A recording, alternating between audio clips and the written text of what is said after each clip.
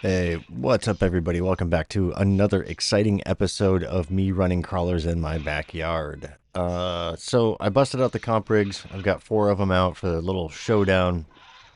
That was a little mishap, and so I'm actually gonna start my first run with NW Chassis Works, Hard Parts Links, um, Injora axles, brass diff covers, brass weights all the way around, stamped steel beadlocks, scramblers, Emax servo, Axial Electronics, Holmes Hobbies 44 turn motor, single speed transmission. What else? Injora telescopic shocks, Palm Beach bots, 183S. Spicy little rig. Probably needs a little rework. It's got some hard part links on it that probably would do better because it's running like the factory like stock geometry, and it probably needs more of a flat skid, and it needs to have those upper links like relocated, so it's got a little bit better anti-squat to it. So probably going to switch that back around, but I thought I'd run it like this for a time or two just to see what it was all about. I don't dislike it, but it's not as good as it has been in the past, so I think it needs to kind of be reconfigured and set up again. But it makes it to the top, but of course not without some editing, especially coming up here. You don't want to just sit and watch this thing get belly hung for 45 seconds. So, again, spicy little rig, but it walks right up stuff. That's a fairly decent sized wedge, so it's like 4 inches tall. So, um, and by walks right up stuff, I mean, it again, it takes a time or two, but you figure out a way. Second rig is the Albin Designs. Basically, this is like the first one, the one of two that I have.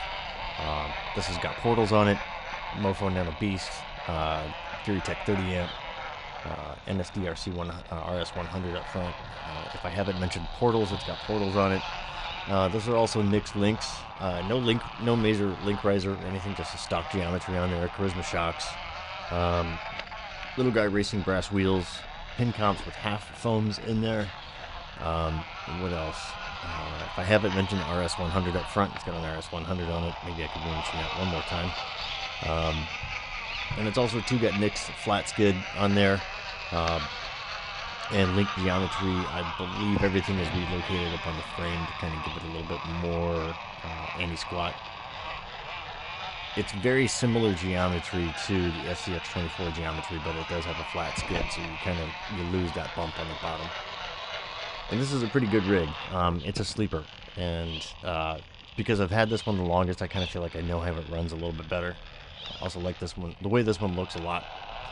But the portals are definitely an advantage for this thing. It seems to handle things quite a bit differently. Nice flat spots in there, and that's because it's sat for a while. But it three wheels like a champ. And I love the way it just steers right around on one wheel there. That's great. But those pins, while not the stickiest tire in the world, on certain rock, I can't help but think they dominate on some stuff. But I really like the new JD Crawler pins myself. I'm a big fan of those. Kind of waiting for a set of those to get broken in and see how they perform after a while. So I edited out some of the struggle there. I don't think it's worth watching, but this is slow crawl, so.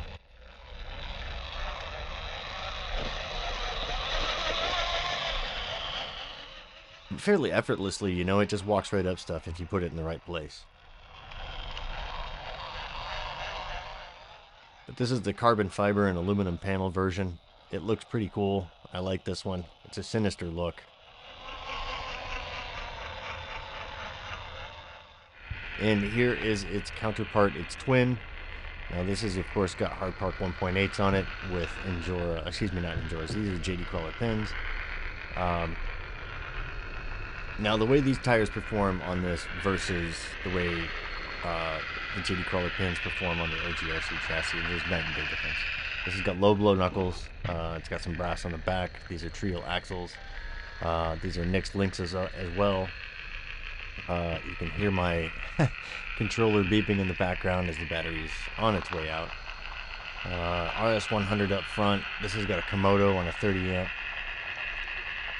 What else has this thing got going? This, I believe, is a 120 or a 180 Palm Beach Bots, another 3S.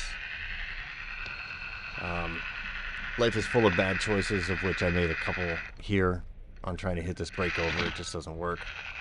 So, I like this rig. It makes it to the top. There's definitely no doubt about it.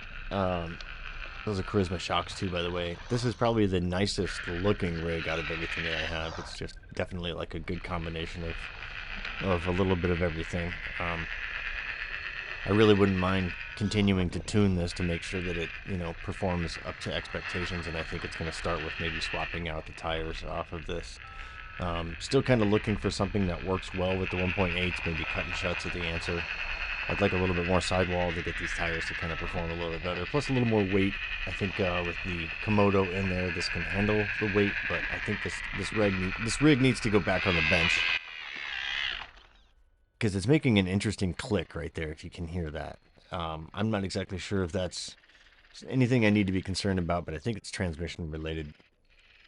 And it also felt like I was dropping a cell out of my battery in this thing, so I think a lot of that was 2S. So this thing is the newest in the bunch, and probably my current favorite. I have something on the way for it, which is another option for the look, the overall look. That should hopefully be here before too much longer.